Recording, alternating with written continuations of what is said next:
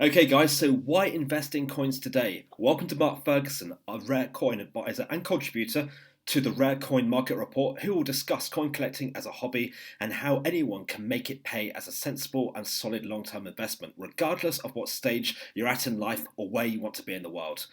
Not only has coin collection and numismatics been a lifelong fascination for Mark, he has witnessed a revolution in coin collecting as a hobby, largely as a result of innovations for the company he has consulted for. Welcome, Mark. Hello. Hi there. Thank you for joining us. So, why should people invest in traditional coins today?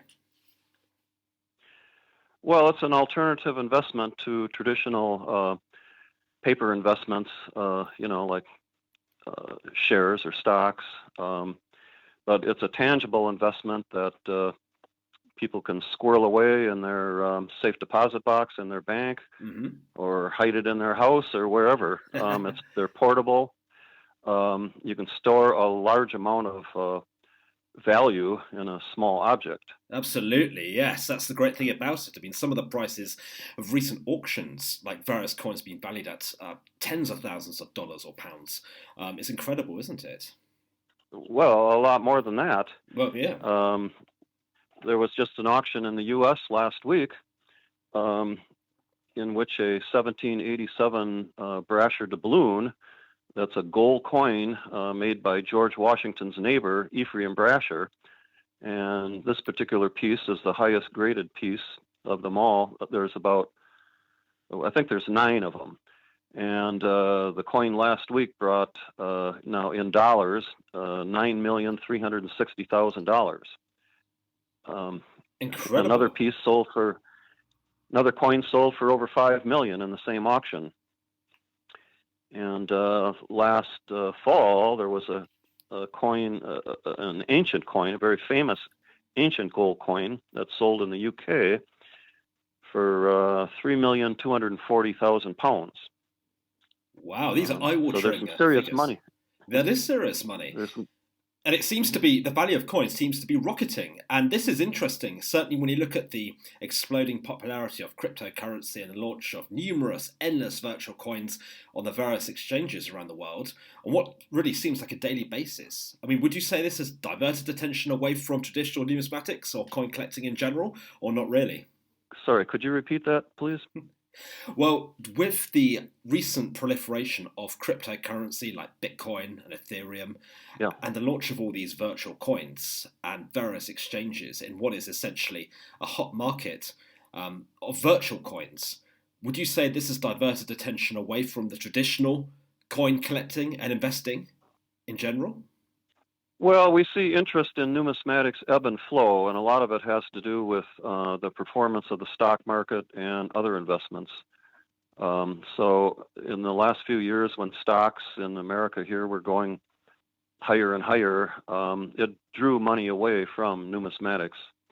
Now, though, since the pandemic arrived and we've had some financial crises around the world, there's more of an interest in tangible investments, especially precious metals. That's a good entry point Mm, yeah. into rare coins for a lot of people.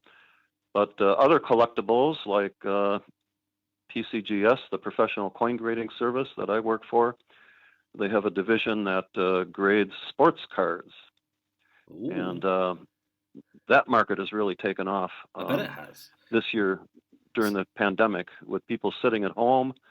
They're turning to their hobbies.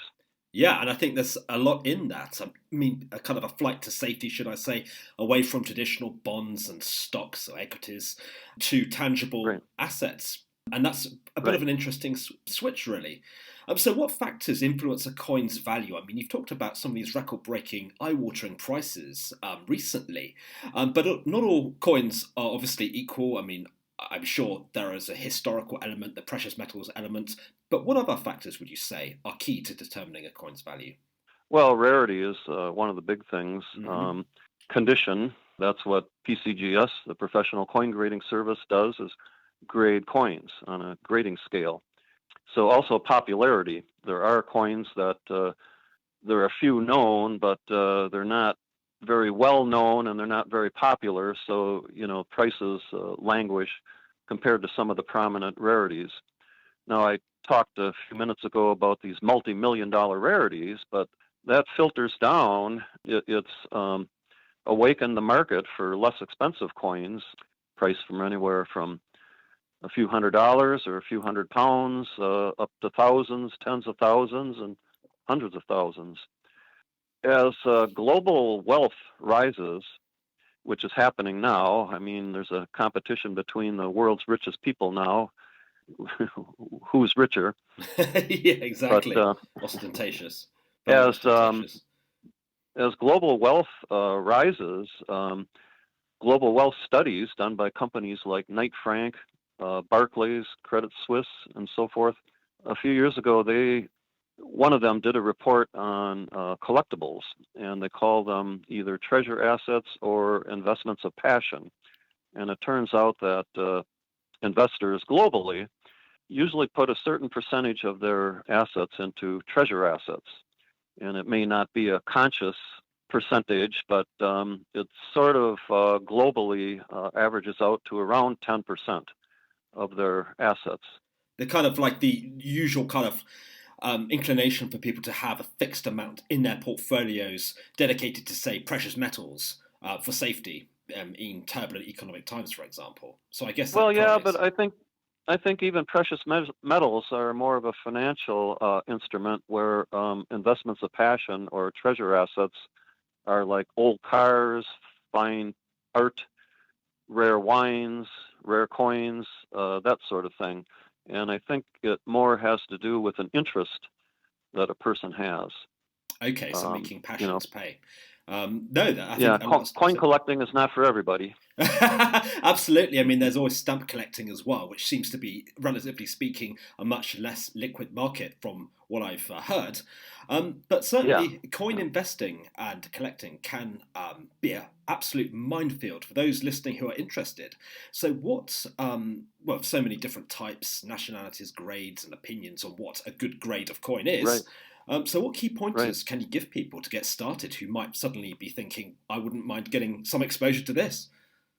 Well, I would say first that if a newcomer is going to be putting in a substantial amount of their own assets to get an advisor, do a little looking around and some research to find somebody who you can trust and feel comfortable with, and who's knowledgeable and experienced, and that you can have a little fun with in working with coins. There are also a lot of ads in the media that sell modern coins. And there are government mints and private mints globally that are just cranking out new, beautiful designs. I would say, if you think a design is pretty and you're drawn to it, just buy it for the pleasure of owning it. Don't look at these new issues as long-term investments. The new modern issues, they're not time-tested, and they're produced in large quantities. So I would look at the vintage coins or paper money that are older, that have a long-term track record. Absolutely. So they've stood the test of time, dare I say. Whereas nowadays, say for example, they're producing, say for example, hundreds of thousands of silver Krugerrands. By Yeah, definition, that's more likely to have like a correlation with the price of silver rather than actually its value based on scarcity. right, exactly. Okay. Well, I mean, a lot of people do like to tip their toe in the water, buying, say, for example, gold coins like the South African Krugerrand or the British sovereign, or of course the American Gold Eagle, securing the knowledge that a value is determined by the underlying value of precious metals. But I know it's a very logical strategy, but how could they actually refine it? Simply go for slightly older vintages, like you say? Yeah, what you were talking about, the Krugerrands and the American Eagles and the British sovereigns, those are really coins that were made for allowing people to own bullion. They're really not rare collectible coins, although there are some variations. There are some proofs. I suppose there are some low mintage years, and those coins develop a premium. But there are price guides. There are guides to learn how to grade coins. In Britain, there's an excellent magazine that I think is available at newsagents It's called Coin News.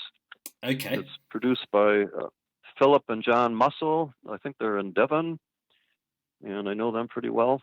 Very nice part of the Of course, world. here in yeah, Okay, well, this is here in America, of course, there's a lot of different publications, and online too. invariably. I mean, I know that Spinks produce a guide annually, which basically grades their Yeah. determined value of certainly British coins.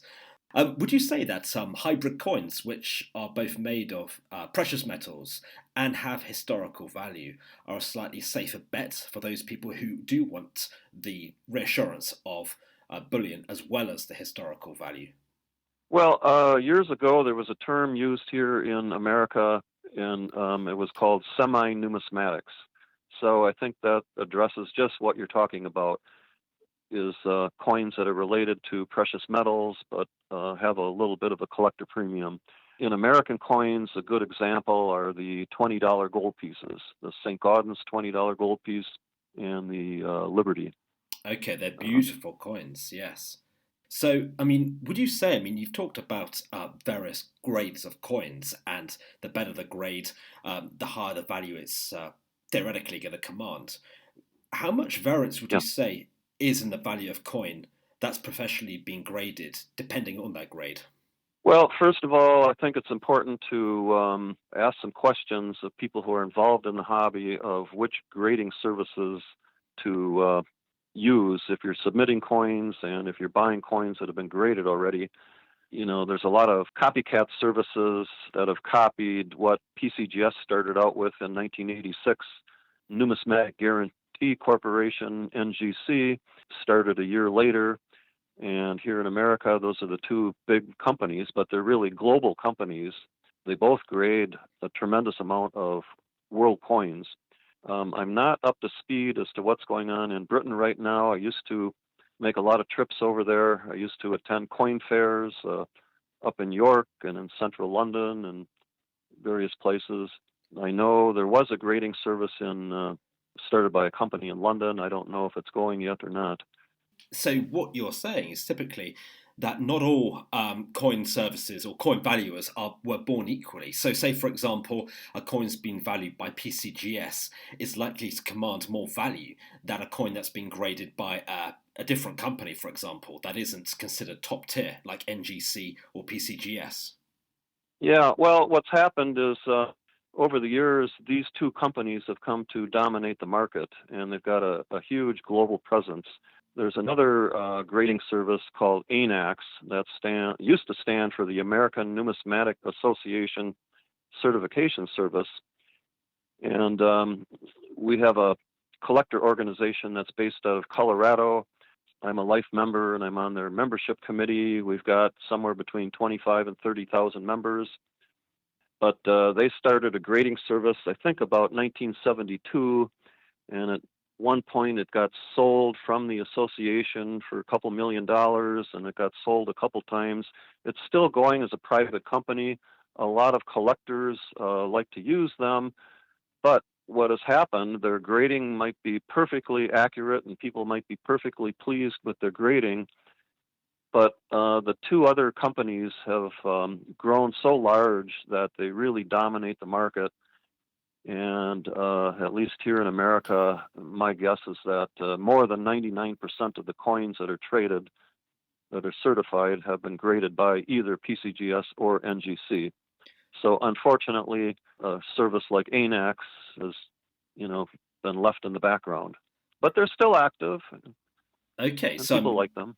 sure. So, I mean, for those people listening who might be in the market for, say, for example, Morgan dollars, which seem to be a good entry level from what I gather, certainly the other side of the Yeah, oh pond. yeah, So, yeah.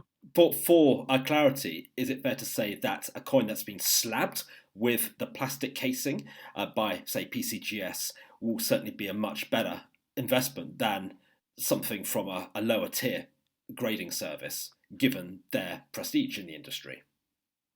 Oh, definitely. And since PCGS started in 1986, it's given the whole market, both collectors and dealers, the confidence to pay higher and higher prices because we feel comfortable that having a certified coin in a sonically sealed holder, graded by PCGS or NGC, that there will be another buyer, when it comes time to sell. Yeah, so the So market. it's definitely, the grading services have definitely propelled the coin market for quite a few years. Another thing too is in 1989, there was a coin that sold for $990,000. It missed selling for $1 million by $10,000. It was the first coin to sell for that level in the world, really, at an auction. It's a silver dollar dated 1804. There are 15 of them in the world. 7 are in museums, 8 are in private hands. I wrote a 300-page book about this coin that brought $990,000. So it took another 5 years before another coin crossed the $1 million mark. That was a 1913 nickel. There are 5 of them, and I think it was about 1996, and I believe it went for like $1,485,000. Well, since that time, there's well in excess of 100 coins here in the U.S. that have sold for more than $1 million at auction. And really, there are some that have sold privately for that level. So my guess is that there are between 200 and 300 coins now that have sold for more than $1 million. And there's several of them that have sold for, 4 or 5 million, a couple that have sold for 7, 8 million. And then this one last week for more than 9 million. Incredible. And I think in 2013, a silver dollar was sold for 10 million. Why so much for a silver dollar, for example? I mean, scarcity, of course. Well, it's from 1794, which is the first year that silver dollars were produced here in America. Okay. It's a presentation piece, so it's a beautiful, like a proof coin that has reflective surfaces and really sharp details. Some people think George Washington could have handled that coin, but it's just a really pretty coin, and the collector who wanted it was very passionate about it. He built a wonderful collection of early silver dollars here in America. So now what we're looking at is, as a few more pieces cross the $10 million mark, it just opens up the door for more and more coins to sell over that level. Incredible. And there's one guy that I know who he probably does several $100 million a year in business. He's handled many, many multi-million dollar rarities. And he's looking for a coin to be worth 100 million in maybe 15, 20 years. I'm sure it's possible with the amount of money that's being printed right now and the explosion of kind of $1 million coins. So for those people who might be feeling a little bit overwhelmed with the number of different coins and eras and dates and the factors that actually make a coin that's good for investment, I mean, would it be fair to say that some good advice would be to fixate on the era of history that genuinely interests them? Oh yes, definitely. Very few people can buy one of everything. It's been attempted and accomplished here in America. But yeah, whether it's English coins or Asian coins, I hear from a good source that English coins have been very popular in Japan, and that prices have really climbed for high quality English coins.